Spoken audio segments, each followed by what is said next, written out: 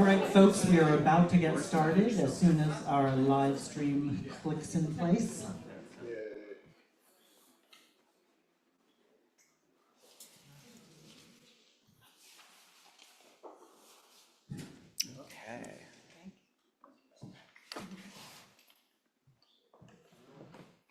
Okay, welcome to Whitmore and Westmoreland, a celebration of tramps like us and Nebraska.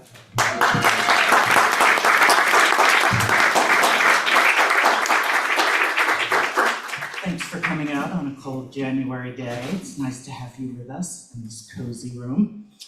My name is Greg Newton. I am the co-founder, along with my lovely partner, Johnny Jokum, of the Bureau of General Services Queer Division. And the Bureau is an all-volunteer, independent queer bookstore that we founded in 2012 and that has been here at the LGBT Community Center since 2014. As an all-volunteer queer bookstore, we rely on both donations and sales to keep this machinery going. So I'm going to pass a bag around for donations. We especially encourage donations if you know you won't be buying a book. So I'll pass this around. There's some change in here. There's also a QR code for Venmo if you'd like to give that way. And anyone watching online, if you'd like to make a donation through Venmo, can do so at BGSQD. So the Bureau has regular bookstore hours, Wednesdays through Sundays from 1 to 7 p.m. And then we often stay open later when we have events. And if you're not already on our email list, you can sign up for that at the back of the room, and you'll get an email every other Monday about our upcoming events.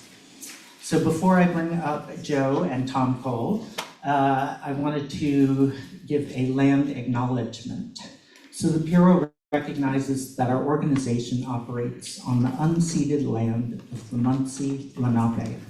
We encourage you to join the Bureau in signing up to make a monthly donation to the American Indian Community House, which has been in New York City since 1969. And signing up to make a monthly donation to the American Indian Community House is one way for settlers and non-Native people to acknowledge the legacy of theft and genocide that comprise the history of New York City and the United States. And you can find out more at aich.org. The Bureau also recognizes Palestinian liberation as a fundamental part of our collective queer liberation. And we strongly encourage you to take one of our free zines on why we feel it is especially important for queer people to speak out in solidarity with Palestinians. So please take one of those zines on your way out. And with that, I give you Tom Cole and Joe Westmoreland. Please give it up.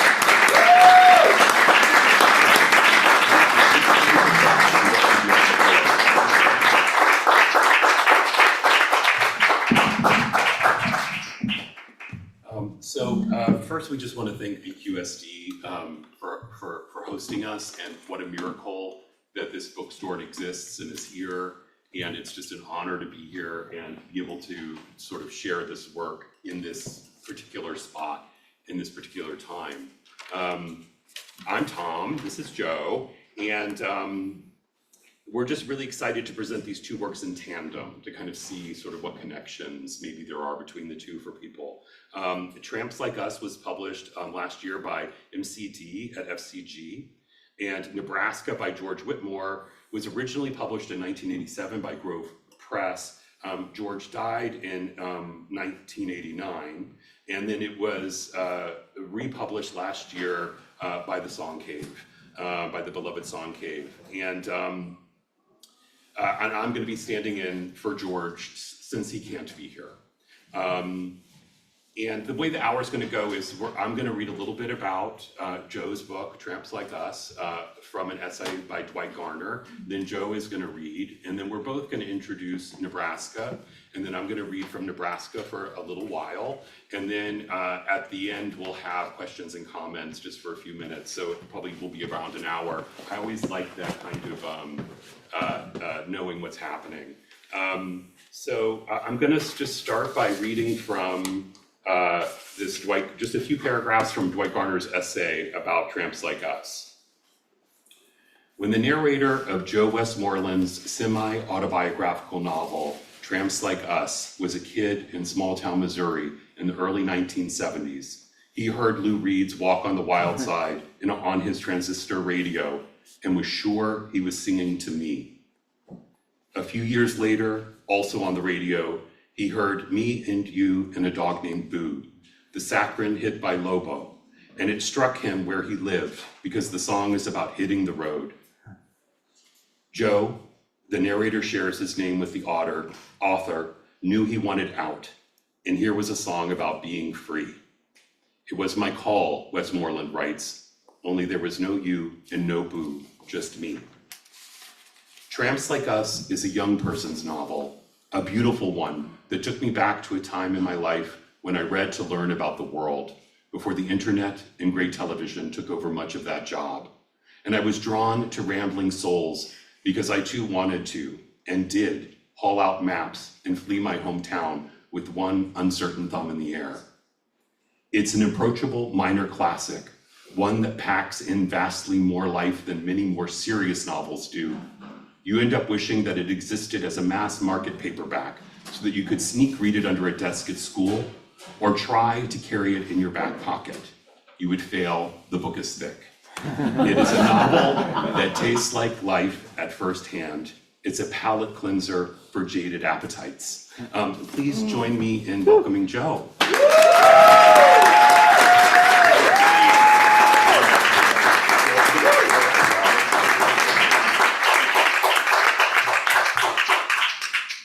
All right, here we go. Let me know if I move from the microphone or you have trouble hearing me, and I'll try to move back and stuff. This is great reading here. Since the book was relaunched in June, I've got to read it some kind of amazing places, but this is special because for one thing, it's in my neighborhood. I live like a block and a half away. But it's also, I've been coming to the center for years, and I couldn't make up my mind what to read. I was going to read a story about when I first came to New York. I hitchhiked from Miami up to here and took a bus part of the way and got out of the bus at the Port Authority on Saturday night in September, and it was amazing. I had no idea what I was in for. And that story starts the next day. This older guy, he was like 35, but he was an older guy, and shows me around, and he takes me to this neighborhood and walks me around Greenwich Village and down Christopher Street, and he shows me the different types of gays, and he said he said the queers are starting to call themselves gays now. He said, but I don't know what's so gay about it. And I was just I went to the Ninth Circle. That was my first gay bar. It was like a hustler bar on 10th Street. But anyway, I decided not to read that, so I'm not going to tell you any more about it. And there was another one about just all these guys. It was kind of based on Mike Albo's new book that's Holocaust boyfriends, about online dating for the last 20 years. And this story was about pre-online dating, but a bunch of guys in one story.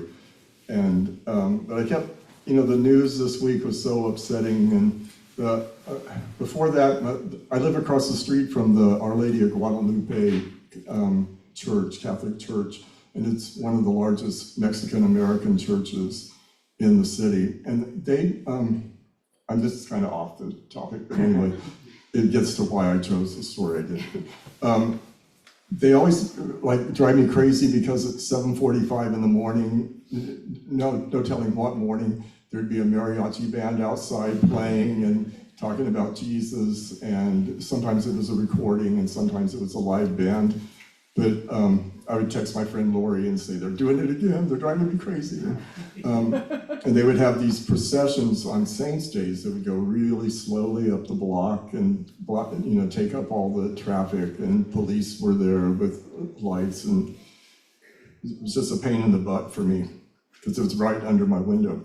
But right before Christmas, it was Our Lady of Guadalupe Saint Day, and I marked it in my calendar so I would know that it was going to be noisy that day. And it was really quiet, and like hardly anything happened. And then Christmas, they usually have people out selling flowers, and there's lots of food booths and stuff, and nobody was there. And I was like going, oh my God, it's ICE. You know, this is like the opposite of like these horror stories of people being snatched up. It's just the silence, like nobody's there. And I was like, this, you know, they don't want to come to church because they're scared they'll get caught. So all that was just in my head. So I started thinking about this as a community center.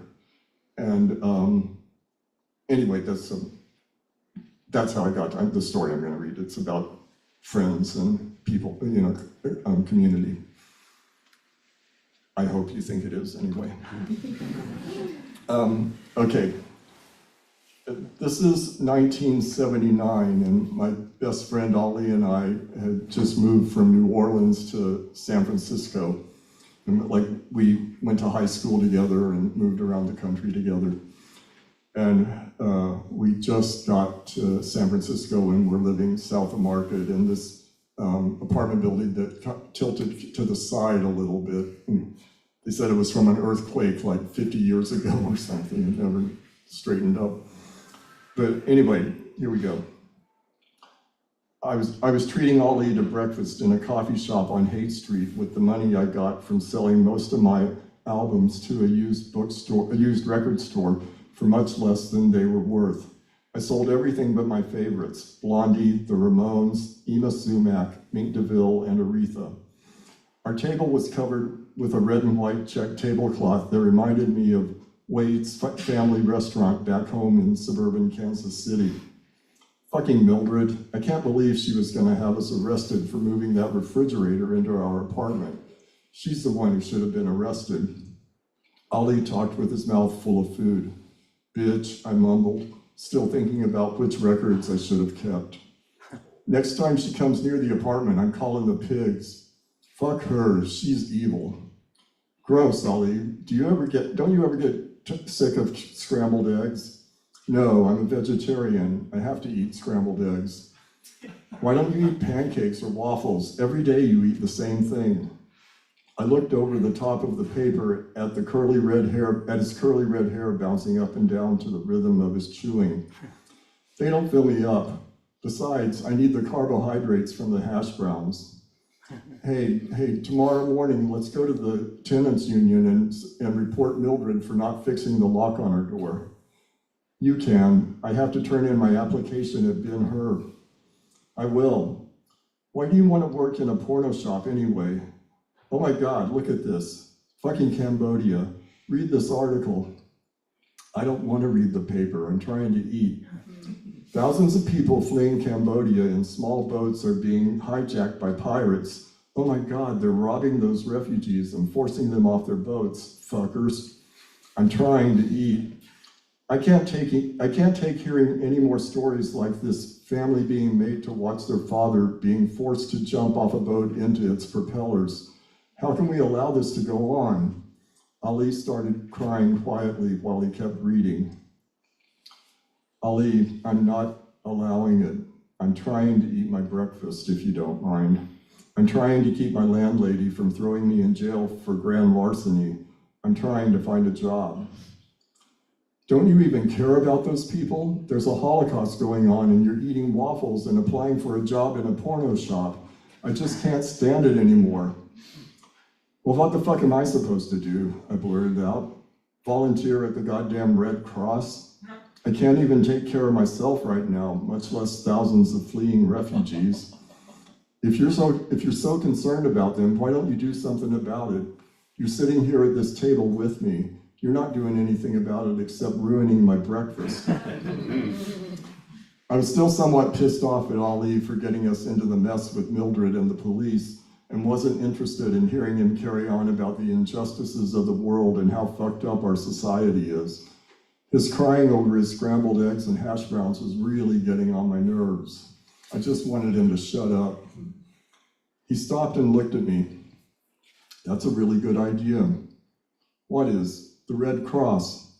Oh, great, I thought. Here we are living in the worst part of San Francisco. Neither one of us has a job. I've just sold almost all of my record collection for next to nothing, and he's going to volunteer at the Red Cross. The next day, I dropped off my application at Ben-Hur Adult Bookshop. The boss flirted with me, but he didn't have any work at the time. He told me to keep in touch. After that, I went out to the San Francisco branch of the Petite Sisters of Charity Old Folks Home and Convent. I wanted to visit a couple of nuns who worked with me at the home in Kansas City who had been transferred to San Francisco. It felt good to see their familiar faces. The sister who ran the kitchen said she might have work for me to check back next week. 2 days later, I was so desperate for money that I took a job doing phone soliciting, but I only lasted half a day because I hated it so much. At the lunch break, I collected my things, took the supervisor aside, and told him I was sorry, but I couldn't work there. I was afraid Ali would be pissed at me since he was supporting me, but instead he was comforting. He said there's no need for me to work for assholes when we had enough money to last at least another month. I hated depending on him for money. He didn't mind. Ali did volunteer at the Red Cross. They referred him to the International Rescue Committee, where he started volunteering on a regular basis. Soon it worked into a full-time paid position. His job was to meet the Cambodian refugees at the airport, gather them and their luggage, and lead them to a van to take them to a nearby motel for a night's rest. He didn't speak a word of their language, and most of them didn't know English. They were dazed, frightened, and overwhelmed. He would find the families in their motel rooms sleeping on top of the beds with no blankets over them. They didn't understand that they had to pull out the tightly tucked layers of sheets and blankets from the mattress. He told me he'd found footprints around the rim of the toilet where they climbed up and squatted over the toilet rather than sit on the rim. The next day, he'd put the refugees on domestic flights and send them out all across the country to their new homes. Ali seemed to be adapting to San Francisco quite easily. I was still having trouble getting settled in. He told me just to hang in there, that things would start to work out for me too. I wasn't sure I believed him. Okay, now we're jumping ahead. And here we go. It took me a little longer to adjust to San Francisco than it did Ali, but soon I was right in the middle of everything and loving it. I was making friends and going out a lot. Friends from New Orleans moved to San Francisco, so I spent time showing them around. After the Southern Decadence Parade in New Orleans, Doug had moved to Kansas to live with his sister, and then to Kansas City for a while, where he lived at the Y. He moved to San Francisco a couple of months after we did, and stayed out in the avenues with his best friend from college. He and I hung out together a lot. We looked like brothers, both tall and lanky with dark brown hair, only Doug's hair was straight and fell in his eyes. Mine was shorter and wavy. His mild-mannered ways were just the break I needed after spending so much time with Ali and his intense, often abrasive manner. Ali and I moved from Clementina to Fair Oak Street, and Doug moved in with us. It was a big 3-bedroom flat in an ideal-looking San Francisco neighborhood. Dark hardwood floors, working fireplace. Fair Oaks was a small street on the side of a steep hill where all the neighbors knew each other. There were flowers in front of almost every house.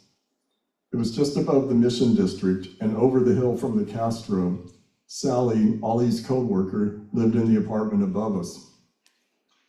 By the time we'd been in San Francisco a year, Stevie, Jeff LaRue, and James had all moved to San Francisco from New Orleans. James moved in upstairs with Sally and her roommates. He was still in love with Ali. Stevie stayed with us on our couch until he found a place not too far away. I was no longer working for Ben-Hur. I got an office job working with almost all gay men. I met Bo at the Baz and was seeing him on again, off again.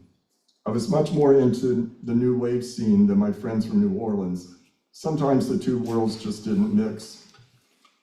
Stevie didn't like to go out to a lot of the bars that I did because they didn't play music that he liked.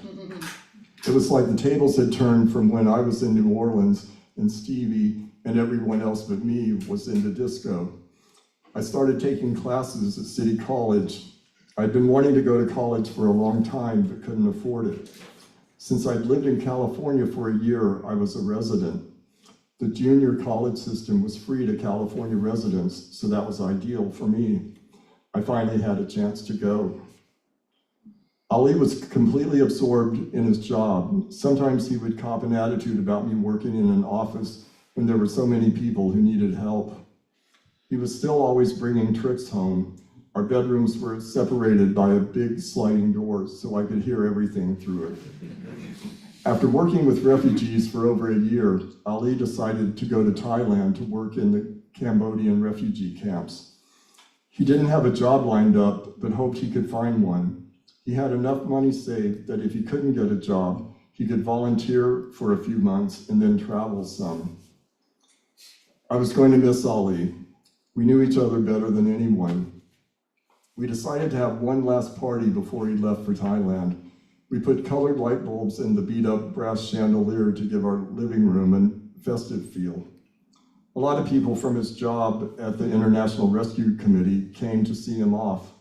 Some of his co-workers were from Cambodia. They had fought the Khmer Rouge and had seen their country massacred. The girls wore traditional dresses made of bright-colored fabric and gold jewelry. They were much shorter than me and danced by making graceful movements with their hands while I did wild figure eights with my hips. Stevie and his roommates were sponsoring some of the gay Cuban refugees who came over during the Mariel boat lift. They had been in prison for being gay. We told him to bring them to the party. They told their friends who told their friends, so we had a large contingent of Cubans. They kept taking my Grace Jones Warm Leatherette album off the record player and putting on Celia Cruz, the Queen of Latin. My friend Gina and I had been doing volunteer work at Casa El Salvador and invited people from there. Not many of them showed up. Frank, the volunteer coordinator, reminded us that there was a war raging and they had too much work to do to party. But a few came, A few came, let's see, where did I go? But a few came, like Dolores, who brought one of her Nicaraguan friends. Doug's friend Elena came with her lover, Alina. Doug and Elena had worked together in the 1980 census, going door to door to find out how many people lived in the Mission District. Elena and Alina were Miami Cubans who we thought of as rich because they were in art school. They helped bridge the gap between the Mariel Cubans and us by translating jokes in fast Yakety Cuban to American English.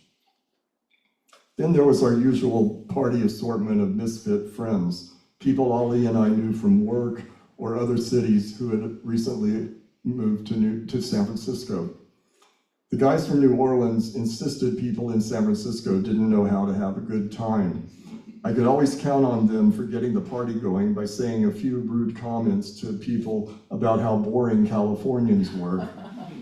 Gina, the only native San Franciscan, still hadn't gotten over our Halloween party when Jeff dressed as Hitler. She said he'd gone too far. He said that you were supposed to dress as a monster for Halloween. Gina still didn't like it. A Patti LaBelle song came on and the Southerners, Jeff, Stevie, James, and Doug, started popping their fingers and dancing slowly like they were in ecstasy. When Patti sang, their world stopped. Stevie shut his eyes and raised a hand above his head and said, "Yeah, girl," like he was offering a prayer to the heavens. Ali divided his attention between everyone at the party and his boyfriend, Tuan. Tuan stood in the kitchen near the table with all the liquor. He was getting drunk. His eyes were red and watery. He and Ali were in love, and Ali was going away for at least a year. Tuan had recently moved to San Francisco from Taipei with his parents, brothers and sisters, and grandmother.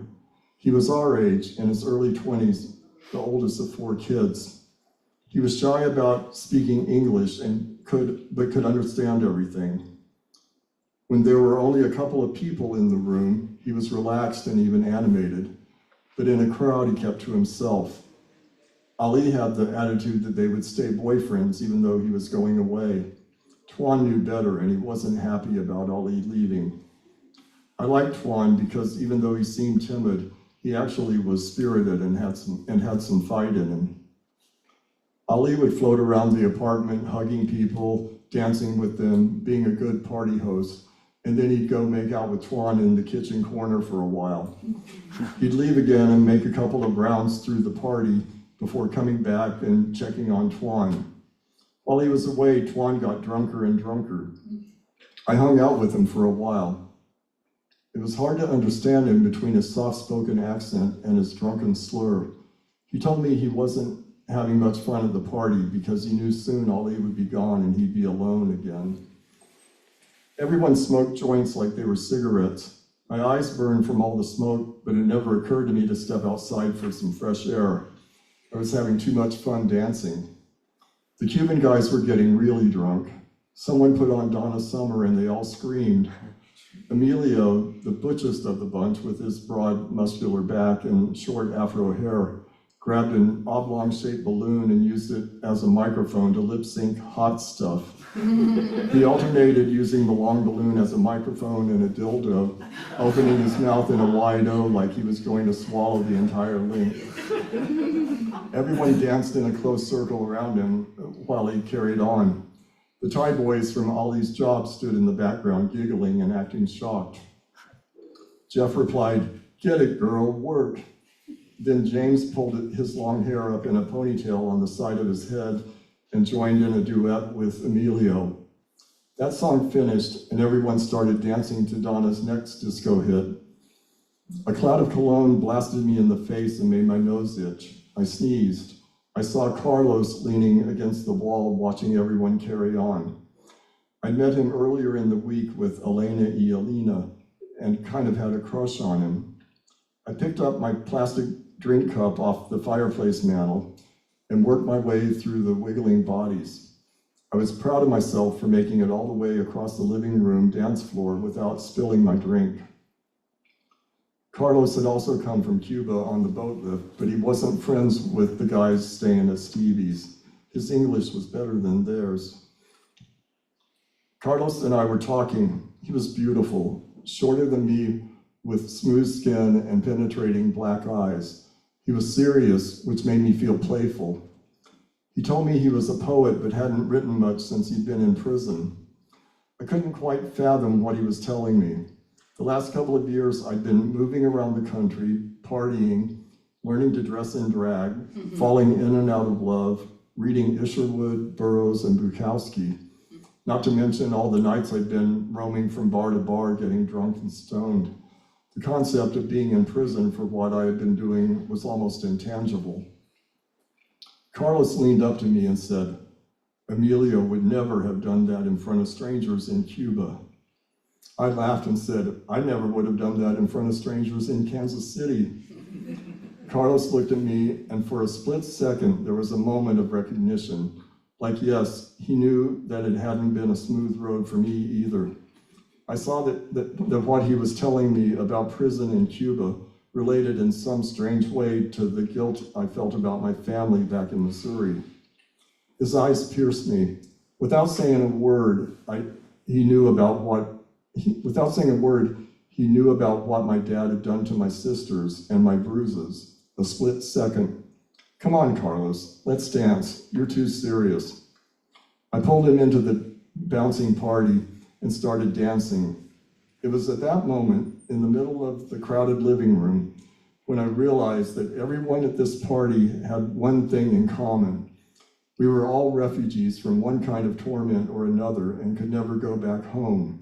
Home was something in the future that had yet to be created, not someplace in the past. I felt like we might never be rich or famous, but at that one moment, when Donna Summer was playing on the stereo and everyone was dancing and singing along, there was a feeling of success, of victory. We had all come out of our own separate nightmares to a place where just being ourselves was okay, not dangerous. That was a strange new feeling, reason alone to celebrate. Thank you.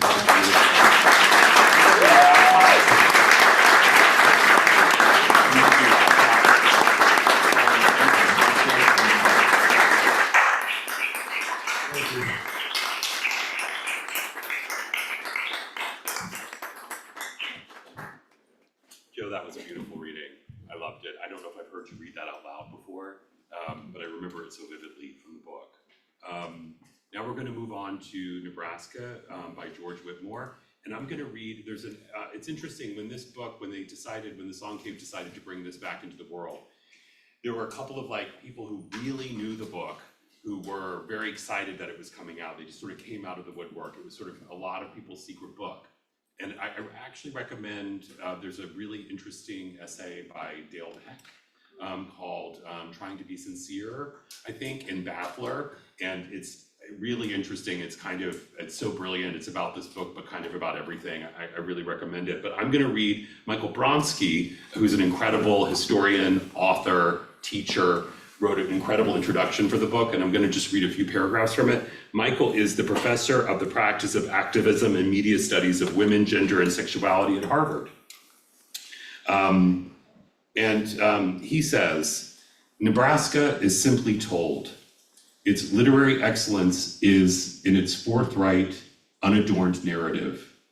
A story of Craig, 12 years old, who after losing his leg in a car accident, finds himself slowly understanding the manifold worlds around him, the worlds of family, friendship, attachment, loss, history, sexuality, and finally, redemption. Central to these are his loving mother, emotionally disturbed father, valiant grandmother, various siblings, and gay uncle, Wayne. As literature, Nebraska has clear roots in various American traditions, most prominently in the nebulous tradition of the Southern Gothic. There are echoes of Carson McCullers here, perhaps especially in the Byzantine sexuality of reflection in a golden eye, but also in the nascent homoerotic longing of the member of the wedding. There are also intimations of Flannery O'Connor's voice. Hulga's wooden leg in Good Country People seems to loom over Whitmore's novel, as Craig, both as a boy and later a young man, is forced to grapple with a series of perverse moral dilemmas he only vaguely understands. Truman Capote's Other Voices, Other Rooms also feels integral as the sweet, confusing amorphousness of a queer boyhood is present in both novels. Whitmore was undoubtedly familiar with these books, all classics which many gay men of his age would have read, and while his novel is regionally not in the South, the non-urban flavor and atmosphere, so different from his life in New York, shapes not just the tone, but the moral atmosphere, the very substance of his story. Nebraska is a novel of boyhood, specifically queer boyhood, and this is, I think, a very American genre in both its urban and pastoral settings. Curiously, it is the pastoral novels of boyhood that predominate the genre. Willard Motley's Knock on Any Door and James Baldwin's Go Tell It on the Mountain feature boys grappling with various forms of queer identity. But queer identity is formed differently in the sophisticated, jaded, literally urbane city that is in the allegedly more innocent areas outside of it. Mm-hmm. There is a purity of love and devotion in the most often pastoral queer boyhood novel, evinced by the intense emotional and essentially pure relationship between a boy and an older male figure. A review on publication aptly noted that Nebraska was Huckleberry Finn gone awry. No doubt a sly reference to Huck's devoted relationship to Jim. All of these novels are, in various ways, about redemption and the affirmation of queer male sexuality. This theme became less and less popular and less discussable after Stonewall, as communities of similarly aged people grew enormously, and certainly after the vile demonization by Anita Bryant's Save Our Children campaign in 1977 that labeled all gay men as child molesters. And that's all I'm gonna read from Michael. Last year, Joe was asked by Art Forum to pick his favorite book of the year and write something about it, and Joe picked Nebraska. And so we've asked Joe to read that piece. Okay. And just a note, I don't usually write anything for magazines, so this was kind of spruced up by them. So the basis of it, basic part is mine, but they put it in like regular magazine speak. I think they left one cuss word in. Okay, George Whitmore's Nebraska, long out of print since it was first published in 1987, was reissued this September by Songcape. Whitmore died of AIDS in 1989, but this story isn't about AIDS.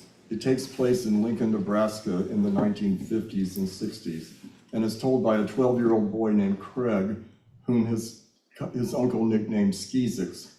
It begins just after Skeezix loses a leg when he was hit by a truck. From his recovery bed on his family's porch, he watches the soap opera of his family members' lives: teenage pregnancy, alcoholism, mental illness. When his hero, Uncle Wayne, returns from the Navy, the story encounters an unsettling twist. Uncle Wayne, happy, energetic, and hopeful, announces he's only visiting. He's moving to California. Whitmore's description of Midwestern life took me back to my own childhood in Missouri. Among other similarities, he describes lilac bush blossoms that look like big bunches of grapes. Tongue twister. But the same as the lilac blossoms I saw every spring.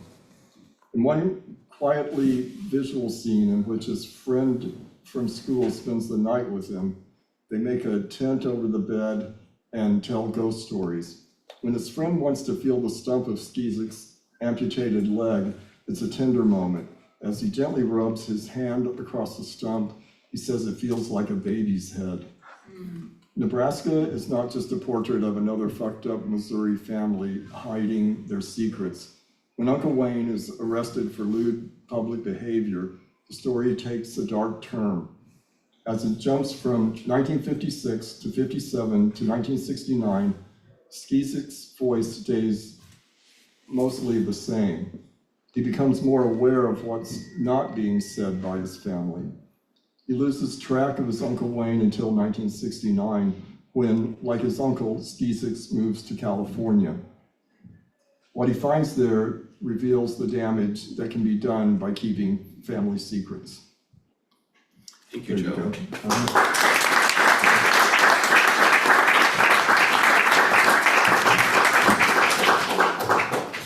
So what Joe read kind of perfectly sets me up for what I'm going to read, and I'm actually going to read from the 1969, the third section of the book, where we find Uncle Wayne, when Skeezix catches up to Uncle Wayne.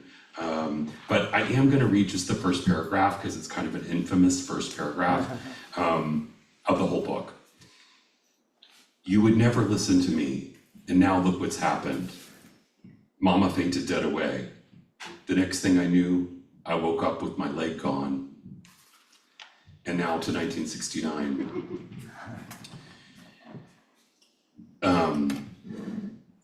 Almost a year and 2 detective agencies later, Vernon found him on a farm outside Beatrice.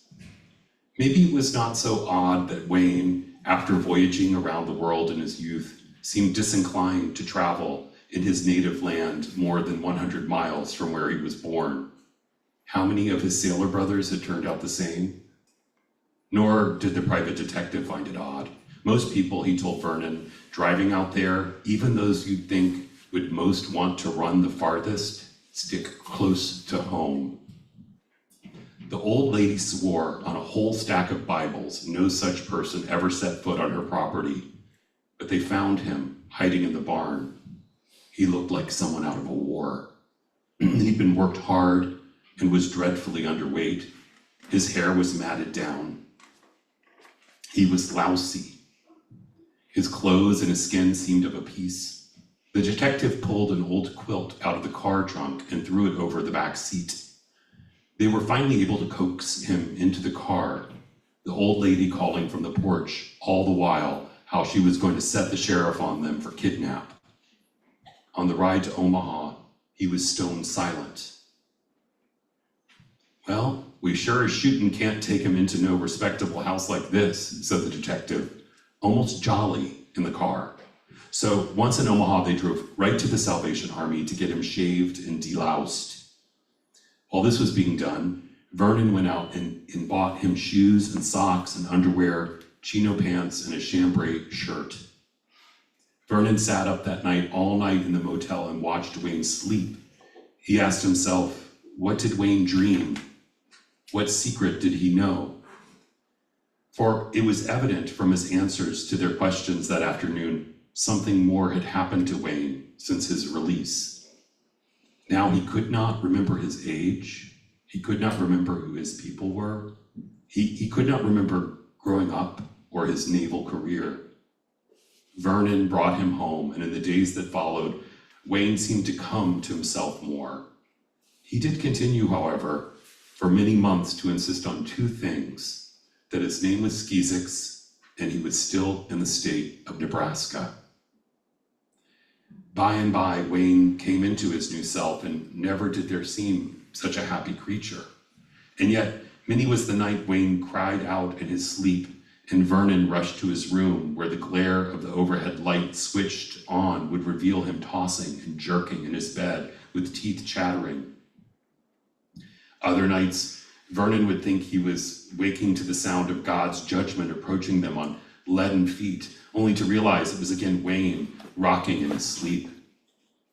It was his head against the headboard of his bed, and Vernon would lie helpless and contemplate not going in and trying to stop him, for at these times some part of Wayne took over, terrible and determined, and possessed him all night. Many was the night Vernon cried his own self to sleep alone in his bed, like a widow lady, hands on top of the coverlet, but rosary beads nevertheless unsaid in the top bureau drawer. Vernon had to be vigilant, and not just the way you must be for the sake of someone who is like Wayne, but in other ways too, for this could happen any time. Vernon would catch himself looking at Wayne, or worse, Wayne at him, his eyes seeming to mean things he could never. At these times, which seemed to wax not Wayne, Vernon knew the devil must take great pains to furnish hell with all sorts of things of rare beauty, beautiful paintings and statuary, gold, silver and jewels, carpets like mosses, ceilings like sunsets, perfect fragment rose trees, peacocks and perfumed fountains. Vernon could ask himself what they were until he was blue in the face, but no satisfactory answer was ever forthcoming. He was dad, brother, uncle, cousin, bosom buddy. He was protector and confessor, friend, dictator, comforter. He was Midas. Everything he could give, he gave, and everything he had to give was 24-karat pure gold coin of the realm in Wayne's eyes. But nobody knew he was Judas, too. Really? They were each other's life sentence. They were now together forever, more wed than man and wife, more tied than mother and child.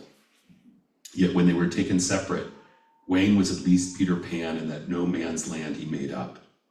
But Vernon, left without hope or even self-pity, Vernon was now a nothing. Excuse me. "But you saved him," I exclaimed when Vernon has finished his tale. But Vernon looks at me a minute, then snorts like I am hopeless. He goes to the icebox to get another beer. Wayne is finally sleeping in his room after having cried all afternoon, and even when he was taking his bath. But there must be a doctor who knows how to fix this, I reason. Maybe the Mayo Brothers Clinic or somewhere like that. Maybe there is an expert in this. Maybe there are new medicines for this. I could take him there. "Shit," says Vernon. The sound is like the air brakes on a semi. You can't even get Wayne to the dentist. He's got a busted crown right now, needs repair, but you can't even get him in the chair. But he is my Uncle Wayne. He is not a boy. I am Skizix, not him. And I am the shadow, says Vernon, with a little smile, because these are nicknames Wayne himself gave to us. So if we like it or not, we will always be like blood brother members of his secret club, even when we are 90. But don't he ever want to grow up? Don't he miss his family? Does he even know his mama and his dad are dead? They are like people he never met, says Vernon, sitting astride his chair. Your aunt found that out when she would insist on driving down here after your granddad died. He don't want to remember, see? And why should he? Says Vernon, his voice growing angry. Why should he remember after what was done to him? God forgive me. What more you people want done to him? Don't cry, Skizix. It is Wayne next to my couch. Don't cry, Skizix, don't cry. It is like I ran 100 miles. You had a bad dream, huh? I can only lay there and cry, but worse than he cried all day, because no sound will now come out of me. Don't cry. But I can't stop. So Wayne lays down on me and holds me and kisses my eyes, and Ned licks my hand, and we stay like that. Wayne lays beside me, sleeping in his shorts, white against his dark skin in the dark, with one leg and one arm cast over me, breathing deep. But I myself can only stare into the dark outside, the open window with the sumac crowding against the screens, and think how here I thought all those years Uncle Wayne killed Grandpa because Betty said so. She said because he had to be sent away for his own good. But now I know. I did it. 2 little chillin' laying in bed, one of them sick, the other half dead. This must be what Mona sent me here for, to see for myself, so I would know what dreadful calamity all my lies brought about in the lives of so many, including Vernon now too. Candy is right. I am not the only one who got chewed up. I would cry if I had any more tears left. I ask myself, what kind of child would make up the things I did? Wayne stirs against me. He is slobbering on my shoulder. He smells like toothpaste. I let my head rest against Wayne's. Vernon is snoring up a storm down the hall. He sounds like a kitchen full of percolators. I reach down. I free my dick, stirring under the sheet, and I wonder, had Wayne come ever since he became a boy? Does he know what it's really for? Did he learn again all by himself, the way I did? Did he learn anything he knows from Vernon's secret books? Is he like Ned, who when it sticks out red like a raspberry, gets a hurt, quizzical look on his face? Does Wayne only wake ashamed, like he wet the bed? I rub my dick through the sheet, something I have loved to do since I discovered I had one at Wayne's age, and long before Mama discussed that handkerchief with me. This couch is narrow. Wayne lays heavy against me. If I shift, I'm afraid he's liable to roll off. I ease my arm out from between us. Then, with my free hand, I lift up his sleeping head. Wayne says. I slip my arm around him and pull him close. His breath beats ragged on my chest and then soon regular. I bend down my head and taste his hair. I find my dick again. And then there was that first time when Wesley and me were spelling words on each other's back. Then we would have to guess what. In the silence in Wesley's bedroom, it was almost like I could hear his fingernail rasp, making block letters on my skin, sort of the same way that when you eat snow, you think you can taste it, though you're probably only tasting your wet mitten. It was all his idea. He wanted to do it more than I did, but I found I liked it, not not at first as much as feeling myself. And when he started spurting white stuff, it scared the daylights out of me, but I learned to like the feel of his hand, like mine, but not. Blindly, I slide my hand under the sheet. My hand comes into contact with my bare skin. Wayne's smooth chest sticks sweaty to my side. The fingers on my hand on the arm holding him are starting to tingle, but I can still feel his ribs. I lay there holding my hard dick, looking over at the window where the sky is maybe going to appear soon. That night in my tent, the night Wesley wouldn't do it and pretended he was sleeping, I remember what he once told me, and secretly I felt between my legs. Wesley was right. There was the softest part of the human male anatomy. Under my balls was a little soft pad of flesh, no hair on it yet, and it was easy to picture this was a teeny trap door. And what if inside you had a teeny weeny baby the size of a plastic Jesus under the tree, just like girls must have inside them before the boy sprinkles it and it grows into a real one, but you could never if you were a boy because this did not open. I see if I can time my breathing to Wayne's. Wayne has made sure after he was hurt, he will be forever like the Sleeping Beauty, won't he? In that glass coffin, or was it Snow White? Vernon bends over the glass. It is the purest crystal. This glass coffin is supposed to keep leaves and junk out, but you can see where a spider has already started a web up in one corner, and there is the thinnest layer of dust on Wayne's pale face. Soon, it may be too late for other insects, and even snakes may move in, and what if they start eating him alive? Creeping vines may in time split into the marble base of the crystal coffin that is like the beautiful rose bowl Mama once had before I accidentally broke it. It was a clear glass globe. You filled it with water and floated a rose in it, then screwed the base on with its rubber ring.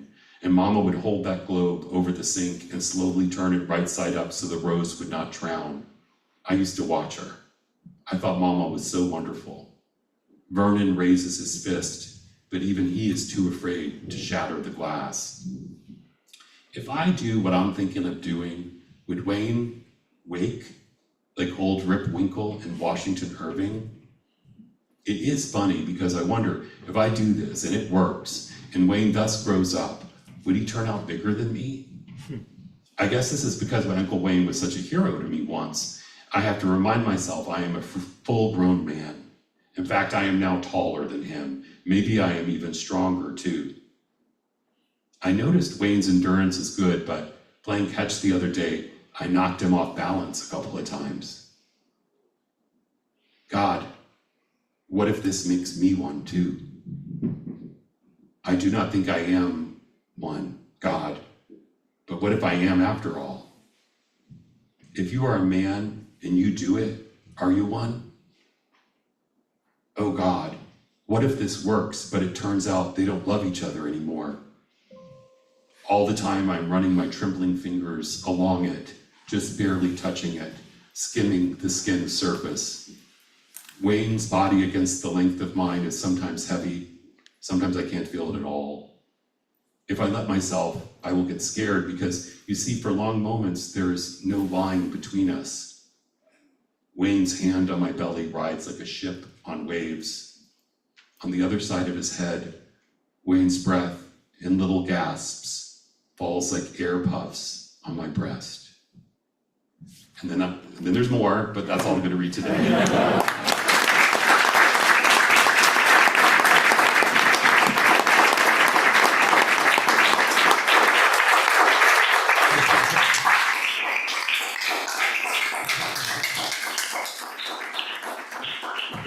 Thanks everyone for coming. I feel like we have a few minutes, is that right, hosts?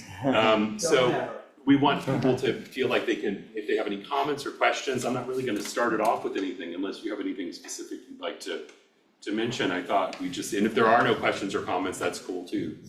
No pressure.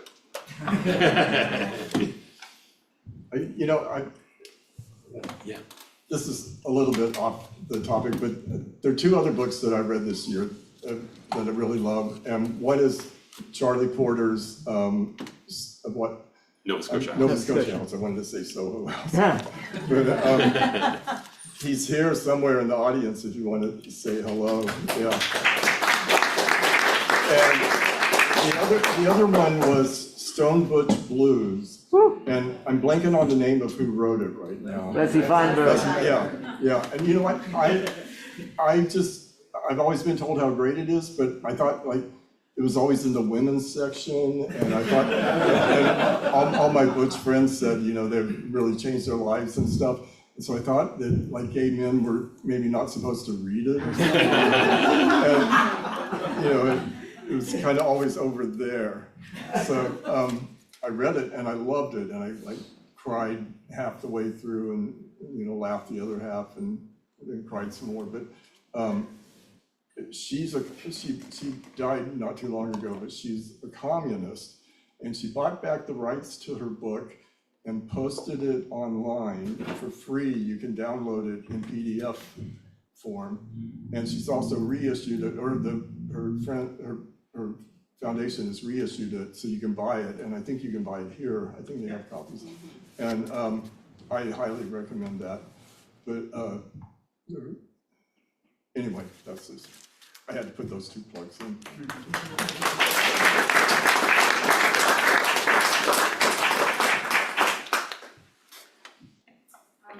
I loved your book. I actually just finished it 2 days ago on a beach in Mexico, and then looked you up and saw that you're doing a reading right now. I just got home last night, and I was like, wow, that's serendipitous. I had a couple questions. I had two main questions. One of them, and this is maybe naive, but is there anyone that you wrote about in your book that is still a part of your life currently? And how have they read it, and how did they feel about your writing? And then my second question is, would you ever write about your life once you got to New York in a similar sense? Second question is, yes, I'm doing that now. Cool. So, yeah.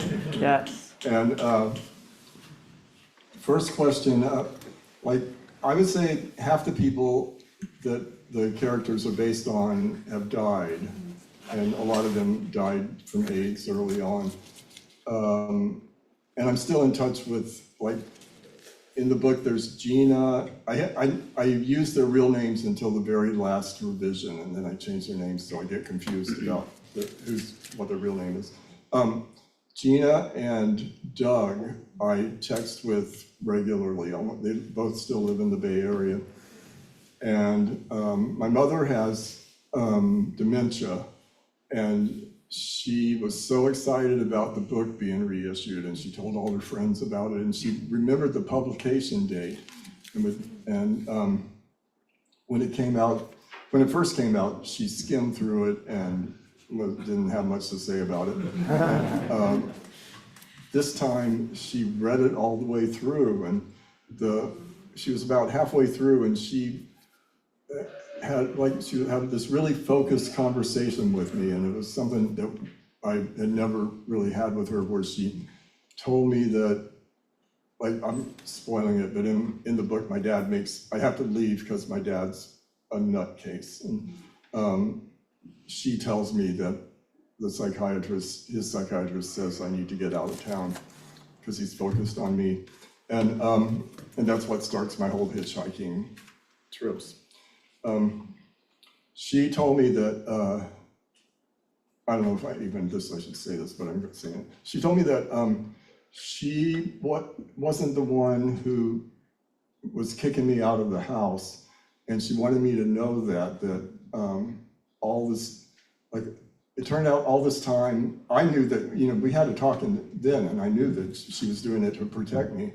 But after I left, my dad, who was psycho, he like put it on her and had told her that she's the one who kicked me out of the house, and like repeatedly made her feel guilty about it. And I didn't know that. And we had like a good deep conversation, and it wasn't, at first I thought maybe the dementia was doing something, but she really was focused, and that wouldn't have happened if the book hadn't come back out. And we had some kind of closure, you know, or some kind of discussion anyway, maybe not closure. But yeah, and there's other people, a lot of the people are still alive. my sisters, my older sister, who's an English teacher, I sent her one draft of the manuscript, and I wanted to make sure it was okay that I talked about her and my dad and the thing, and other parts of she's in other parts. And she said, yeah, it was fine, she didn't bother. Then I sent her the final transcript, the final version, and she said, yeah, it's great, go ahead. And then when it came out, she was like, Joe, I didn't know you were gonna put all that in there. And it turned out she hadn't even read it. She didn't think it was gonna get published. So she was being nice to me. Yeah. So that started a whole lot anyway. So that's in a nutshell, that's your answer. Anyone else? I would ask, in writing based on autobiographical material, what advice would you give to people who are trying to write about things they've experienced in coming of age specifically? To write it all out, and don't show it to anybody until you write it all out. And then be careful who you show it to. I loved hearing you read. I love this book. Well, thank you. I just wondered about the life in sentences and how it feels to go back to the sentences and the life that you feel in them, and how you feel about the sentences now. I still want to fix them. Even while I was reading this, I saw things that needed to be fixed, and yeah, this version I had a copy editor, and usually it's just been friends in my writers group and me going over it, trying to find all the errors and grammar stuff, and I don't know, it was a different experience. Like, she wanted me to change words like the spelling of gray from to the American A, and I have the British E in gray. And it was like a real kind of battle. I had to think about it a lot, and I wouldn't give in because the gray with an A didn't look right to me.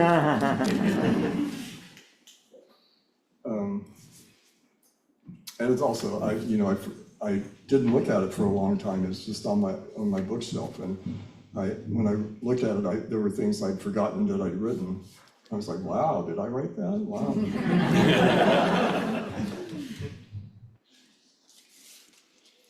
Anyone else?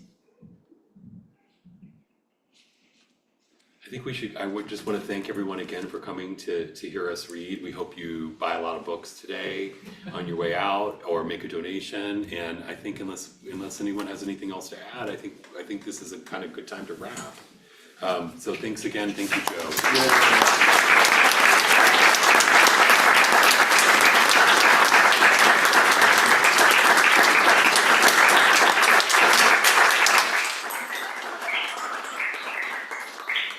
We do have copies of both books at the register if you would like to purchase one, and your chairs will come behind you to pick chairs up, so don't feel the need to rush out.